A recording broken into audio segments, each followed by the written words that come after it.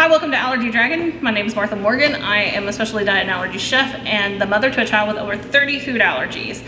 And I'm right here in Rainbow Blossom Wellness Center in Louisville, Kentucky, so you're gonna hear some background noise. And I'm doing an exclusive recipe, tomato basil pasta for Allergy Force. If you haven't heard of Allergy Force, the link will be down below so you can go check them out. It's a really great app. So this is a special episode because not only am I recording in Rainbow Blossom, but I actually have a special guest, audience member. How are we gonna term this person? I'm not really sure. But I think it's somebody you may have seen in some of my other videos. So if you haven't, make sure you check those videos out. So Amy is gonna introduce herself, who happens to be my special audience member today, to learn of this recipe. Hi, my name is Amy Wilson. I am the nutrition coach pharmacist, and I'm so glad to be with this recipe because it's dairy and gluten-free, which are two things that I do coach to my clients. Okay, so this easy basil tomato recipe, like Amy just said, is gluten-free, and it also is top 9 allergen-free, okay? So great options for lots of people. More people you can have at your table, the more fun you can have. So we have got a pot full of water boiling. I already threw some salt in there, and I'm gonna cook my pasta. I'm using a gluten-free pasta that is safe for my family. Always make sure you're checking out your labels. We're gonna have some tomatoes and different things that are gonna go into it, and we're gonna go over the recipe in just a second. Okay. Putting it in there, So what are the top 9 allergies? Okay, so the top 9 allergens are wheat, tree nuts, peanuts, soy, finfish, shellfish, dairy, eggs, and sesame. So the biggest complaint that I will get from people is that the gluten-free pasta gets mushy or it tastes grainy. It doesn't have the same mouthfeel as a normal durum wheat pasta. Mm-hmm. Is there things that they're not cooking right? Is there tricks that people can do when they're cooking this pasta? I would say yes and no. So sometimes it does break down to the fact that the product is not as good, and that just you have to look at what it's made with. So the pasta I'm using today has a little bit of a corn in it. Now if somebody has corn allergy, you can't use this pasta. But there's some all rice pastas. Well, technically with gluten-free, for it to have a really good mouthfeel, you do need more than one type of grain to really make it hold together and taste well. So one, it could be the product, and two, yeah, you may not be cooking it to the exact time that the pasta says to cook it. You may be looking at it and going, oh my gosh, it's not cooked, so I'm gonna cook it more. No, do what the instructions say, then make tweaks as you go. So a lot of times it has to do with overcooking because it does cook way quicker in most cases than your regular pasta. Your regular pastas, you're looking at 10 to 12 minutes if you're wheat pasta. So those two different things are the biggest thing. And then it comes down to finding one that you really like. It's a question and answer segment of Allergy Force recipe. So how much longer I got on this pasta before 2 minutes? Okay. So I noticed the tomatoes that you have here. What makes a good tomato for cooking? Is there certain things that you should be looking for? Are there certain types of tomatoes that you want to use and certain types you may want to stay away from? So as far as tomatoes cooking, honestly, the more ripe they are, the better, because they're going to be sweeter. And not to mention, you don't want to use those on your, sandwich or that kind of thing. So the riper they are. So it's a great time to cook when you have got a huge harvest, people giving you tomatoes, you have a tomato garden. Roma tomatoes are really good for sauces. These are actually heirloom tomatoes is what I'm using here. And they're good as well. It just really depends. The tomato flavor is going to be a little bit different and the sweetness is different on each of them. But if I'm cooking, I usually just use whatever really is ripest. And I'm not doing a sauce, a traditional red sauce where you would blanch your full tomatoes and peel them. We're not getting all chefy with it. We're actually leaving the skins on. I like the texture of it. And if they're really, really ripe, it's hard to get that skin off anyway. This should be ready to go. Hey, right there, on top. Yeah. Now, do you rinse gluten pasta the same that you rinse regular pasta? Yes, I do. In hot or cold water? Cold water, because I want it to stop cooking. And it doesn't have to be super cold water, you're drenching it and making sure it comes down to a temperature to reheat, because I'm going to be using this again. So this tomato basil pasta is really easy. If you do not have tomatoes, you're going to need 5 to 6 large tomatoes or Roma tomatoes. I have 5 heirloom tomatoes, and then you can use canned tomatoes, so about 2 14-ounce cans of crushed tomatoes. Well, it depends on what you have on hand. So I have basil, a bunch of basil, and by a bunch that means you basically are buying a bunch of it. It's a literal bunch on how they sell it. So a lot of people will be like, how much bunches? You just want one bunch, or which is like a gathered portion. And I've already washed it, dried it, and torn it apart. Now, fun fact with fresh basil, you do not want to put it in the refrigerator. They sell it out of the refrigeration for a reason, because it will turn brown quicker. So you want to keep it at room temperature, not too hot, not too cold. So if you have fresh basil in your garden, obviously that's the best way to do it. I have some olive oil, salt, and pepper, and that's all we need for this recipe. Isn't that easy? Okay, so we have pasta that I already cooked with salted water. I went ahead and rinsed it with some cool water. Now, I did cook this 1 minute under the time that it told me to, because I'm gonna be putting it back into something hot with the hot pasta. And so 1 minute is what I always minus my pasta if I'm gonna be reheating it really quickly. So this is perfect. This is less than 5 ingredients. 1, 2, 3. Yeah. So I put about 2 tablespoons of olive oil. I like a lot of olive oil. It's an Italian chef thing, okay? So I'm gonna get this over medium heat. Is there a certain olive oil you like? Because some have different flavor profiles than others. Is there one that you prefer? Like, do you like a lighter olive oil, like the Evo, or do you like something else? Okay, so if I'm baking, I'm gonna go with a light EVO, but I usually like a cold pressed, harder olive oil if I'm cooking, because I do like that olive oil flavor to come through, and it really does add its own flavor profile. Now, if you can't have olive oil for an allergen reason or that kind of thing, there's quite a few different, like grapeseed oil. There's you know, different oils that you can have. Now, once the oil starts to, you can't let your olive oil get too hot, and you can kind of already smell it. So now that it's already coming up that it needs to start cooking, we're gonna throw our tomatoes in here. And we want the immediate little sizzle. So we're gonna go ahead and pinch some salt. Okay, and that's about 2 teaspoons. Not 2 teaspoons, 2 teaspoons. That was about a teaspoon. I wanna just get all kinds. So this is about a half a teaspoon of pepper, black pepper. I'm gonna go ahead and put that in there.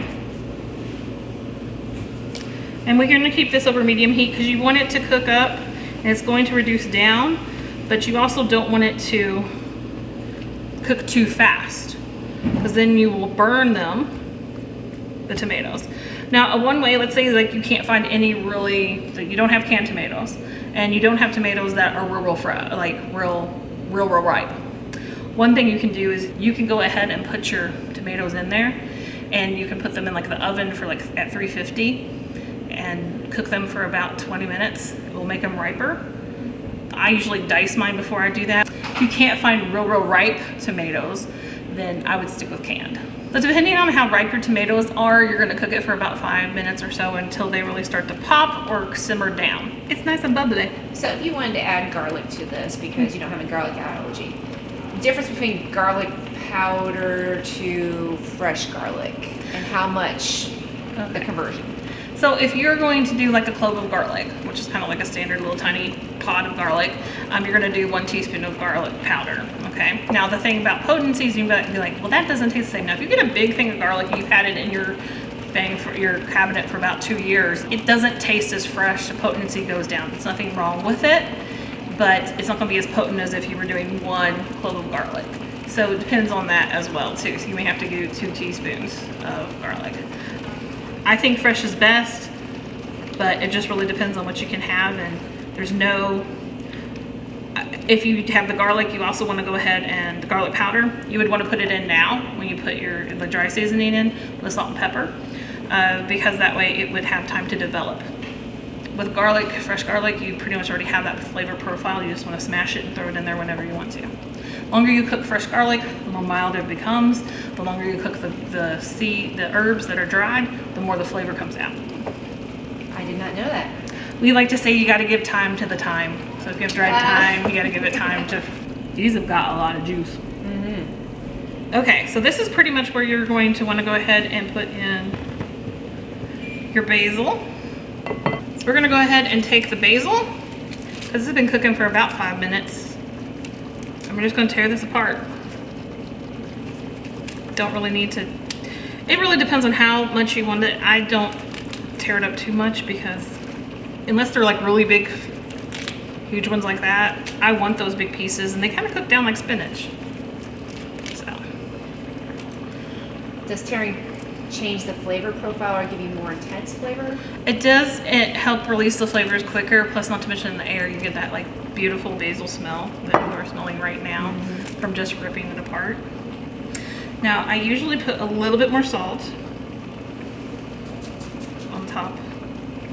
And that's one of the things with fresh tomatoes is you have no salt in here or pepper or anything like that. And those spices really do change a lot of things. Now, people can be allergic to anything. They can be allergic to black pepper. You can use white pepper in here. You can use pink peppercorn, which is actually not even a pepper. But it can add some of the similar flavors. White pepper, though, you would want to use less because it's a little bit stronger, spicier. So you can technically put your basil in at the same time you're doing your tomatoes. It really just depends on how ripe they are. If they're real ripe, you want to go ahead and put the basil in at the same time because it's going to take less time to cook than what we did here. It'll take about 4 to 5 minutes and you'll be done, ready to go rock and roll. I'm going to get a spoon and taste it and see if I need to put more olive oil or more salt or pepper in it because those are our fat profiles. And we got acid in here from the tomatoes.